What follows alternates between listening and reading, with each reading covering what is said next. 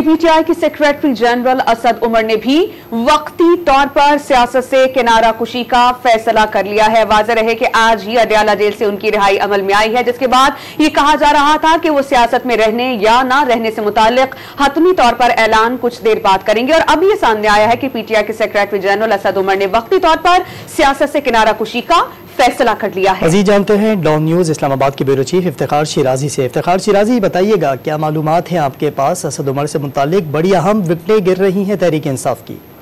जी बिल्कुल, इसमें कोई शक नहीं है कि अब इतलात जो है बड़ी हद तक कन्फर्म हो चुकी हैं कि जो सेक्रेटरी जनरल है पीटीआई के असद उमर साहब, जो काफ़ी दिनों से अदयाला जेल में एक तरह से कैद थे, अब उनकी रिहाई हुई है। उन्होंने तहरीरी तौर पर भी एफिडेविट जमा करा दिया और साथ में जो हमारे ज़राए हैं वो इस बात को कंफर्म कर रहे हैं कि थोड़ी देर बाद असद उमर साहब बाकायदा एक प्रेस कॉन्फ्रेंस में वो वजूहात बयान करेंगे जिसकी बुनियाद वो वक्ती तौर पे सियासत से अलग हो रहे हैं, गोया कि सियासत से किनारा कशी कर रहे हैं और कुछ देर तक वो सियासी मामला से अपने आप को अलग कर लेंगे।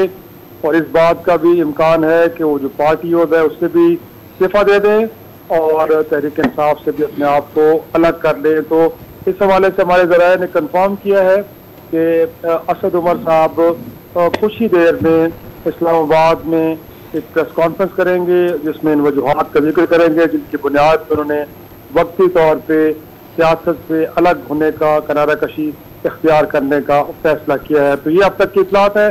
आज आपने देखा है कि फवाद चौधरी साहब ने भी इसी तरह की एक स्टेटमेंट जारी की जिसने बताया कि वो अलग हो रहे हैं सियासत से और पीटीआई का ओहदा भी छोड़ रहे हैं और खान साहब से भी राहें जुदा कर रहे हैं।